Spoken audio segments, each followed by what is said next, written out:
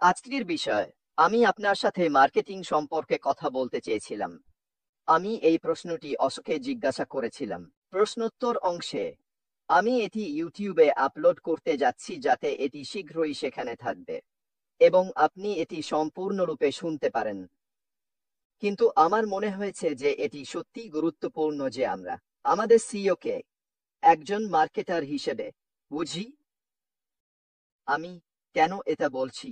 কারণ যখন আমি প্রথমবার 2018 সালে সেই সমস্ত বছর আগে অন প্যাসিভ দেখেছিলাম, তখন স্পষ্টতই আমি প্রথমে যা করেছিলাম তা হলো অনলাইনে গিয়ে অসমুফারেহকে দেখা এবং সত্যিই তার সম্পর্কে, তার মার্কেটিং দক্ষতা সম্পর্কে এবং যেসব কোম্পানির সাথে তিনি যুক্ত ছিলেন ইত্যাদি সম্পর্কে শুধুমাত্র ভালো কথাই বলা হয়েছিল। এবং আমি এই বিষয়টি ওয়েবিনার তার সামনে তুলেছিলাম কারণ আমার মনে হয় এটি সত্যি গুরুত্বপূর্ণ যে আমরা সবাই অসমুফারেহ মার্কেটের সম্পর্কে একটু বেশি বুঝি।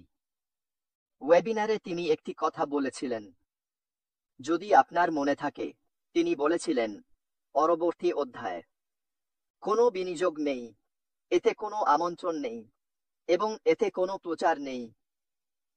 তিনি বলেছিলেন, কিন্তু একটি কথা যা আমি আপনাকে বলিনি তা হলো আমি কিছু বট খেলোয়াড়দের চিনি, মাস্টার মার্কেটারদের, যাদের আমি এখনো পরবর্তী অধ্যায়ে আমন্ত্রণ জানাইনি। এখন এর একটি অংশ আমাকে সেই গোপন মার্কেটিং দিকের দিকে নিয়ে যায় যা সম্পর্কে আমি জানি যে তা সক্ষম।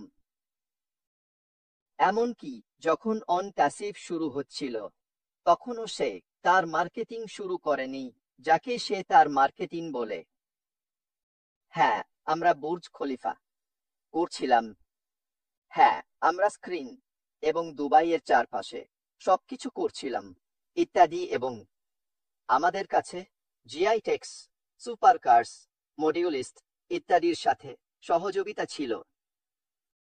কিন্তু সে সত্যি সেই মার্কেটিং অংশটি শুরু করেনি যা অন প্যাসিভ সম্পর্কে ছিল, এবং সে এই বড় হিটারদেরও অন প্যাসিভে আমন্ত্রণ জানায়নি।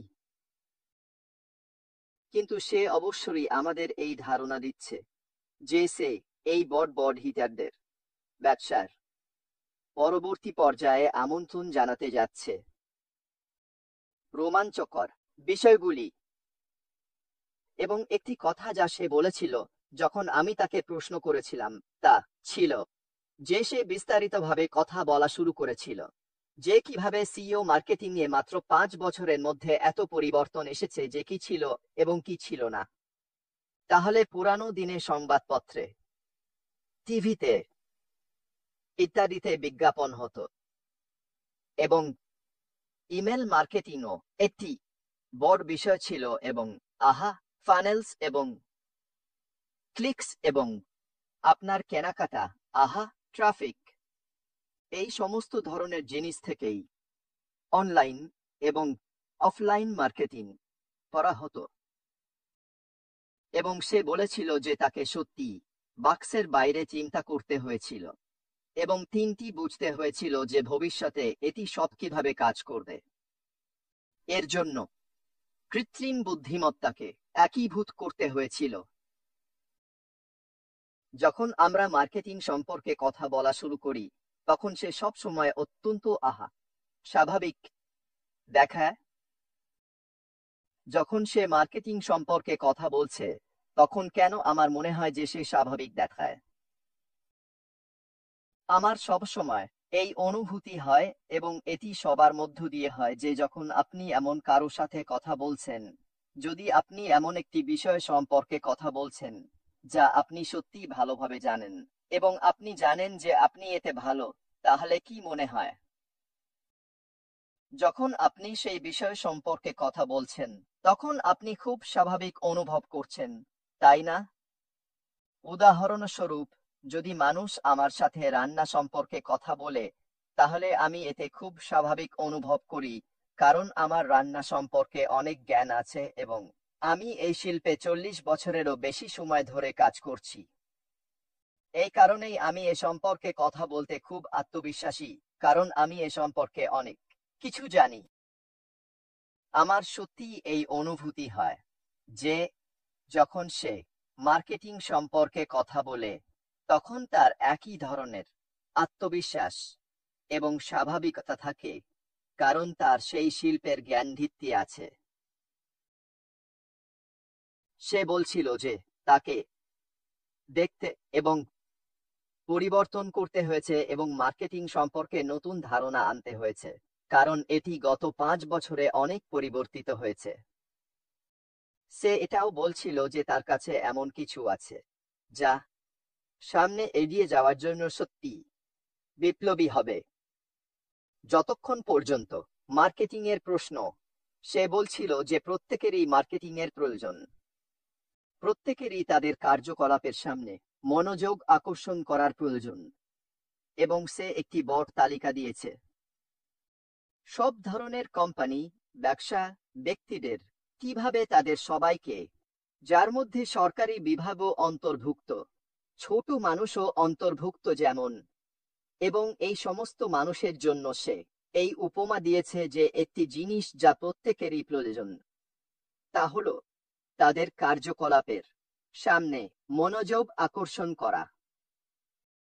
হোক সেটা একটি পণ্য, হোক সেটা কিছু